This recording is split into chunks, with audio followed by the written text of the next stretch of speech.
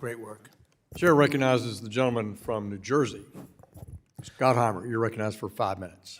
Thank you, Mr. Chairman. Mr. Secretary, welcome. The 10-year Treasury is running around mid-4% range. Mortgage rates are still above 6%. That's keeping monthly payments high and pricing would-be buyers out of the market. The affordability crisis is increasing the homeownership gap in North Jersey, which I represent, and across the country. How can we get the 10-year down and help make homeownership more affordable?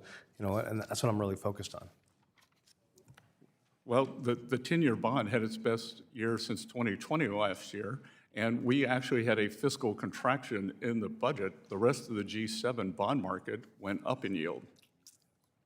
So if we continue to... So you see a path where this, you think we'll continue to see it tick down, especially the long run? Well, I think we can do that, and that I believe that we have Oliver Wyman's numbers, not Treasury's.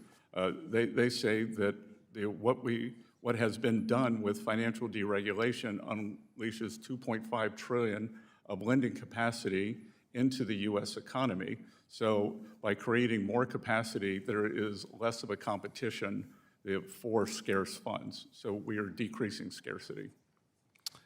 Thank you. I have a strong belief that AI will revolutionize financial services and delivering meaningful gains for customers and regulators and institutions if we do it right. FSOC's report strikes an encouraging balance, highlighting AI's potential to improve resilience and efficiency in financial markets, while also noting that vendor concentration create challenges. How is FSOC threading the needle to enable broad AI adoption while encouraging competition? And where can Congress help get this right so AI can flourish as a helpful tool for Americans in the financial markets?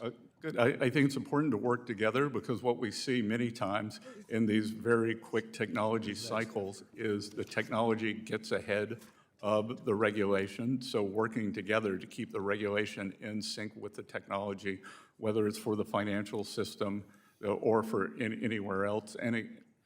There's good news, as you said, it will change the interaction. The bad news is that it gives, whether it's state actors or independent actors, more tools.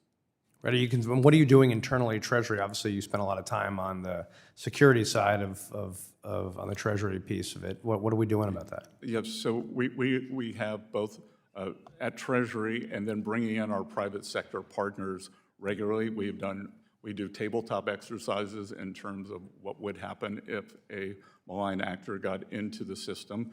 How can we reinforce that?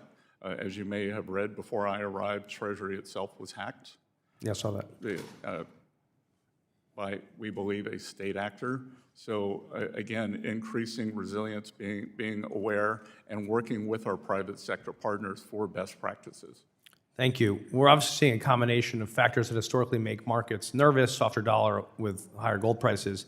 Even if there are multiple drivers, those moves are often interpreted as investors seeking protection against policy uncertainty or concerns about U.S. fiscal and monetary credibility.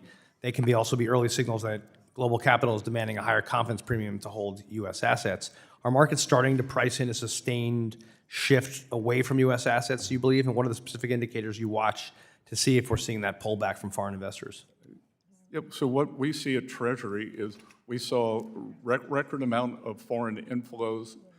Despite the popular narrative, we saw a record amount of foreign inflows into Treasury auctions last year.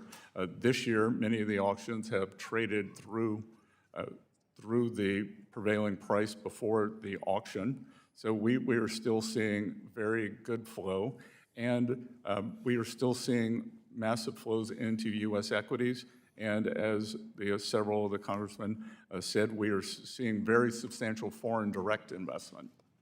One of the things I'm concerned about, this week Reuters reported Disney saw fewer international visitors at its U.S. parks.